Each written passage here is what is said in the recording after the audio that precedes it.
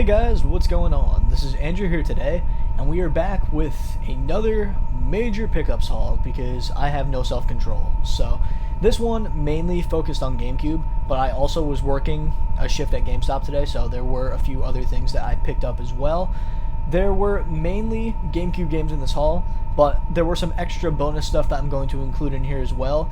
And by the way, in my last pickups haul, I forgot to mention that I got every single Nintendo Switch Online controller, such as like the NES controller, the Super Nintendo controller, the Genesis, and then the N64 one. Because when I was in the city, I got I stopped by the Nintendo store and just completely forgot that I stopped there because of my whole situation with the memory loss from my medicine. So yeah, very interesting. I got all that stuff, and then I also picked up Sonic Origins for the Switch. So without further ado, guys, I'm going to show off the other games that aren't GameCube games first, and then we're going to get right into this GameCube game haul. So this is all the bonus stuff. Like I said, we're going to just jump right through this. Speaking of Sonic Origins, like I mentioned before, I had it on pre-order at GameStop for the Series X. So I got the Series X version of the game that I'm going to take out of the seal and play, and then the one for the Switch I'm just going to keep in the seal, since I have a feeling one day that's going to be a collectible kind of game. But Sonic Origins Plus essentially expands on what Sonic Origins was. They released a digital-only Sonic game a few months ago with a lot less features. This actually ends up coming with every single Sonic Game Gear title, came with new playable characters including Amy that has never been playable in a Sonic game before, and just pretty much everything from that 16-bit era, and even some of the Master System and Game Gear games like I was mentioning before. So this one is definitely something that appeals to me a lot. I want to get one of those retro-bit controllers for the Series X and play these games like you would on on like the original consoles and stuff. I know technically I could have done that with the controllers I got from the Nintendo store for the Switch, but honestly, I want to keep that one sealed since I believe Switch is going to be much more collectible than Xbox in the future, so I figured I'd take this one out of the seal and play a copy of this game. Plus, I'm collecting for the Series X all the time, so let's put that one to the side. I also got Guitar Hero 3 for the PS3, not in the original case, but I believe I lost my copy of Guitar Hero 3 for the PS3, so at least now I have a copy for it, and it was only $5 at Mr. Cheapo, so honestly, I just had to pick it up then. Next up, we got someone who returned this game because it didn't come in the original case like they were hoping. Every once in a while, I get this game in for trade at the store, so if I do end up getting the original case, I'll take the original case for myself and put this back on the wall. This is Super Mario 3D All-Stars for the Switch, which I promised myself I would never get, but since it's pre-owned, I'm not giving Nintendo any money for this. I'm giving it straight to GameStop. I just figured I'd get a copy of the game since one day in the future I will be selling this in my store. The reason why I promised myself I'd never get this one is because I feel like Nintendo ripped off the consumer by charging $60 for a game which they simply just basically emulated everything, with the slight exception of Super Mario Galaxy. That one had partial emulation while the rest of it was the native game, and the control scheme was worked a little bit. But Super Mario 64, they did nothing to make the game any better. Super Mario Sunshine was literally just stretched at that point. Like, there was nothing crazy that they did there. And then I really feel like with this kind of game, it shouldn't have been something like $60 when you consider the Spyro Reignited trilogy was only $40 and they remade every single one from the ground up. So I felt like this was a scam by Nintendo. I hated that they made it limited release. That made me hate it even more. But since it was pre-owned and I got a major discount on this, since pro members now get 5% off every single pre-owned game, and then I also have my GameStop discount, I figured I'd pick it up. I got it pre-owned. I don't care. I finally own the game, and I'm not putting any money in Nintendo's pocket by doing that.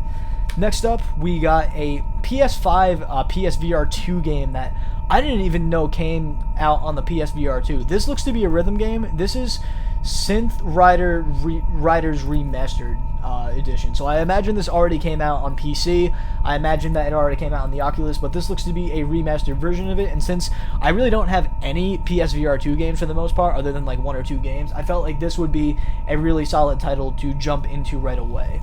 Very last thing that would be a bonus in this list was from GameStop as well. This one was Pokemon Battle Revolution for the Wii. So I initially wasn't going to pick this up, then a customer wanted it, and then they decided they didn't want it, and then I said, screw it, it's here, I might as well pick it up. So I don't know how a game like this would play, but it kind of looks like it's got the Gale of Darkness graphics in a way, and maybe even slightly better.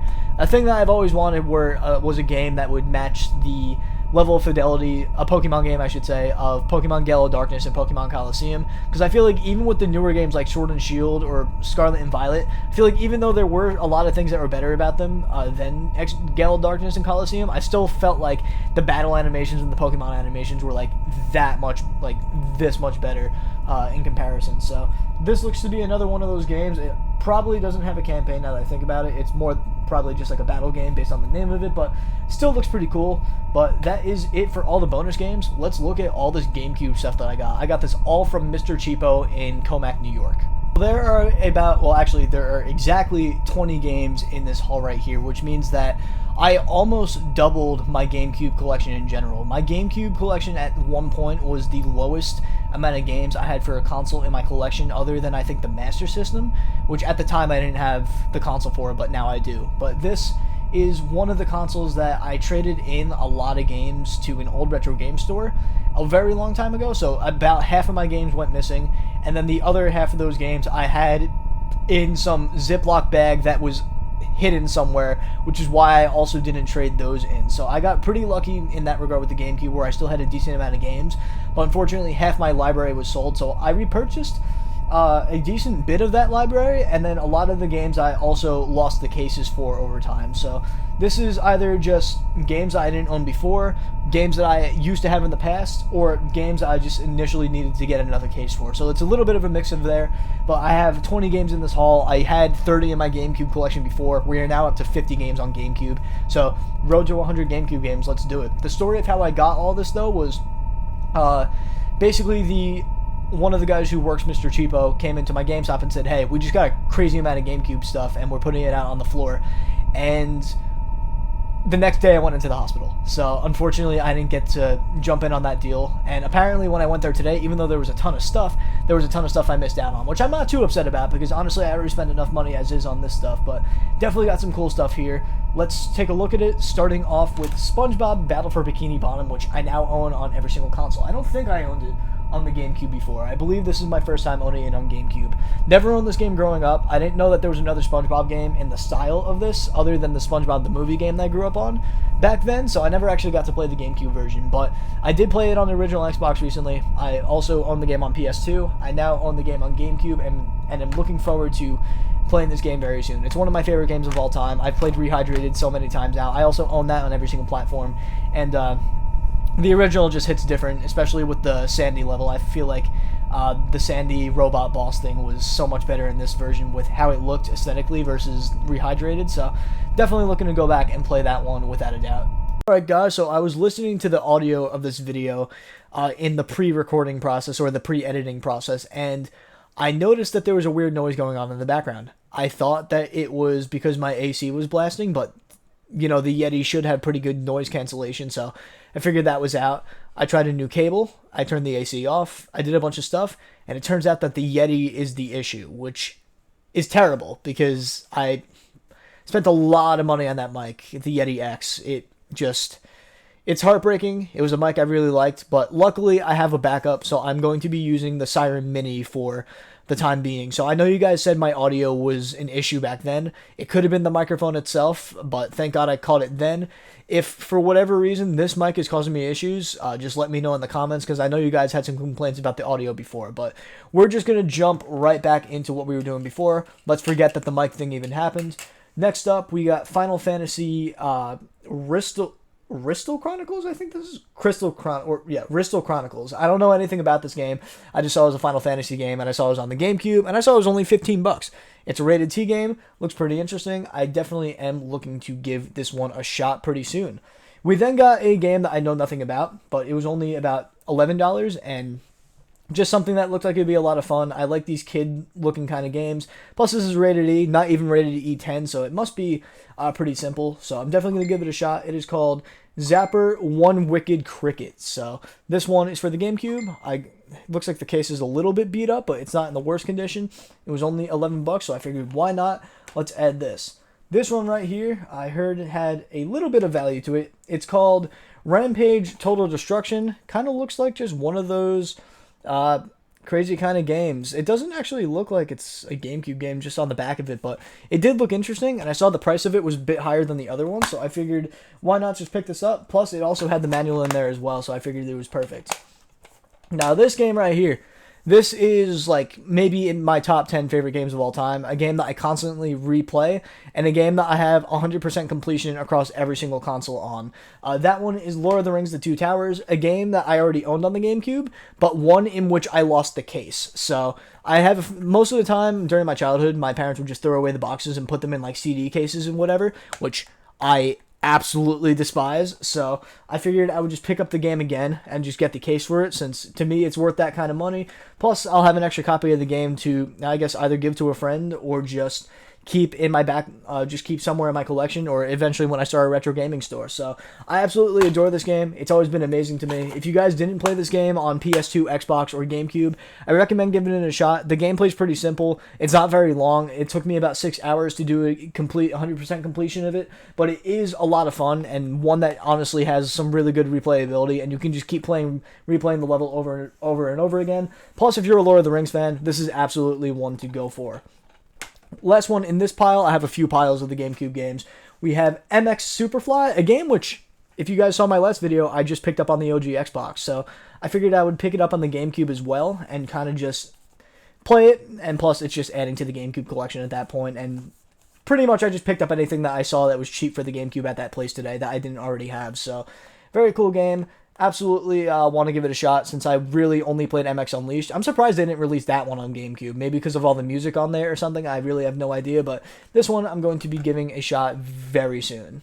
So on to the next pile. There's a lot of high quality stuff in here that really was stuff that I really should have picked up a long time ago. But first one, the definitive way to play this game during that generation of the consoles, Resident Evil 4. So I never actually owned this game on the other consoles back then. I didn't have this game. My first time owning the game was getting it for the PS5 when they did the remake. So never got a chance to play the Resident Evil games. I never really got into them. That's on me. I really do have to give these ones a shot. I'm more than likely going to be playing this one on my Wii with component cables. I heard that this one runs better and plays better than the PS2 version. So that typically was the thing, since the GameCube was more powerful. So it's definitely something I'm going to give a look. I'll probably play this one since I already started the PS5 one, and just see if there's really that much of a downgrade, or if it's still a game that holds up very well to this day. So next up, we got a game I also got on the original Xbox the other day. We got Harry Potter and the Chamber of Secrets, a game I know nothing about, although I think this is the one where you just beat up a washing machine. I have no idea. We then got another game, which I didn't think they made any other pro versions of these like extreme sports games, but this one was Kelly Slater's Pro Surfer. So this looks to be one of those surfer games that's in the style of the Tony Hawk Pro Skater games, I guess. It's made by the same developer. It's one of those things where it does look pretty interesting, and it was only $9, so I figured I had to absolutely pick this one up. And I guess that's a guy on the cover with the name Kelly. I don't know. I never heard of Kelly Slater. Plus, I know nothing about surfing, so honestly, that could just be on me. But interesting looking game. I guess it's one that not a lot of people went for because it's only like $9. So I figured, why not? Let's just add it. Speaking of the Pro Skater games, in this haul, I actually got a few of the Tony Hawk games, as a matter of fact. I'm going to take from the other pile as well. We got Tony Hawk's American Wasteland, which I got for the original Xbox, and the disc wasn't working. We got Tony Hawk's Pro Skater 4 for the GameCube, and then we got Tony Hawk's Underground. So I got a few of the Tony Hawk games, since I've always loved Tony Hawk's Pro Skater 1 and 2 on the PS1, Dreamcast, and the N64. I knew I had to pick these ones up. I've been into those games for a while. I even got the remake of 1 and 2 for the Xbox One, and then eventually for the Series X. So always been a fan of those games. Always thought they were really good. I'm interested to see how these games play on the GameCube. Alright, so since I basically took like half of the other pile out, I figured I would just combine the last pile into one, or the second and third pile into one, since I basically just took half of the other ones to talk about Tony Hawk. So next up, we got two 007 games, one being 007 Nightfire, and the other one being 007 Agent Under Fire. I feel like the 007 games, they are just meant to be played on Nintendo platforms, since 007 GoldenEye was an exclusive game for the N64, same with Perfect Dark. I feel like these games were just meant to be played on the Nintendo platform, so there were ones I had to pick up. I'm pretty sure I already have one of them for either the original Xbox or the PS2. maybe both of them. Honestly, I've been getting so many games, I can't keep track of what games I keep getting. That's a bad habit of mine. I don't recommend it. I recommend getting games at a good pace. My thing is I'm trying to invest as much money into this stuff as I can because I do want to open up a retro game store somewhere in the future for retirement. So it's almost like I'm saving up for retirement in a way. So weirdly enough, that's why you see me spending all this money. But I did love GoldenEye and I did love Perfect Dark, and just getting more 007 games for a Nintendo platform is always awesome to me. So I figured I would add those games to the collection. Next, I think this is my last version of the Call of Duty Finest Hour that I got, because I believe I have it now on PS2, the original Xbox, and now GameCube. I have a weird habit of getting the same games for all three platforms, but I am a collector after all, so I don't know why the camera is refusing to see it in this lighting, but this is Call of Duty Finest Hour. There's literally nothing wrong with the case other than a few scratches in the plastic. I can literally just throw it in another GameCube case, though, so it's not even an issue, and then I can just take the cover art out, but for some reason the lighting doesn't like it. But Call of Duty really didn't get good, in my opinion, until Modern Warfare, and then really good until Black Ops. So, honestly, I don't really know what to say about this one. I haven't played the other ones. I'm pretty sure I started one of them, but I don't know 100%. So, I am going to probably be playing this one on the GameCube, more than likely, just because it's one I wanted to add for a while. Plus, I do want to play every single Call of Duty and their campaign, at least at some point in my life. That's in my games to complete bucket list, I should say. So that one I'm going to put to the side. Then we got another kind of shooter game called Medal of Honor Frontline, which I think I also had on the PS2. Know nothing about it other than it's just another one of those war games. I really want them to come out with another Medal of Honor, because anyone that I have played, it's always been really good. Next up, we got Ratatouille. One that surprisingly was like $15, so more than a lot. And this, which I think is really cool, says it comes with the free movie ticket with the voucher. So this has to be one of the ones that came out around the time that the movie came out. It even comes with the manual and everything. And yep, there's the voucher in there. We got the ticket right there. This has got to hold some kind of collectible value. This is literally a voucher to see the Ratatouille movie. That is absolutely insane. I didn't even notice that until we looked at this now. That is actually awesome. Okay, I'm very happy to own this game in my collection now. I don't care if it's a little beat up. At the end of the day, this is still the thing that has that movie ticket inside. That is amazing. I don't even know what to say about that. Next up, we have Star Wars Bounty Hunter, which I already have on the PS2, but GameCube runs better than PS2, so I'm going to be playing the GameCube version of this. I know they didn't release this one on the original Xbox for some reason. There were a lot of Xbox exclusive Star Wars games, such as Knights of the Old Republic and Star Wars Jedi. Not Star Wars Jedi, Star Wars Obi-Wan, and a few others, because it was really the only platform that was able to run those games properly, other than PC. But we got the GameCube version of Star Wars Bounty Hunter, meaning that I had this on every single platform, and I believe I have it on PC as well through Steam. Next up, or at least lastly, we have two majorly good games that I learned about through Metal Jesus that I've wanted to own for a very long time. Those games being SSX3 and SSX Tricky. Two games I've heard that are just amazing by Metal Jesus. He always recommends these in his buying hauls, or like the games that he recommends, or hidden gem videos, or whatever the hell he's talking about with these. But SSX3 was $15, SSX Tricky was $23.99. A lot of people seem to be into these kind of games, so I am definitely going to be giving these ones a shot. I say that a lot, and then I put the games on my shelf, but there's specifically games I'm going to put right on my couch so that I can't miss them, and I'm going to give them a shot right away. In fact, I'm probably going to get to playing some of these tonight, since I don't have to work until later tomorrow, so I will get some time to actually sit down and play some games. Alright guys, so that is everything. We got 20 GameCube games added to the collection today, when I only had 30 to begin with. So we're now at 50 GameCube games, and now I'm going to push myself on the road to 100 for GameCube stuff. I'm going to be searching for this stuff more. I also want to expand the PS1 catalog of games that I have. And then we also got some games from GameStop, and then just a ton of other games in the haul that I'm going to be playing tonight as well. But thank you guys all for watching this video. I will see you all in the next one.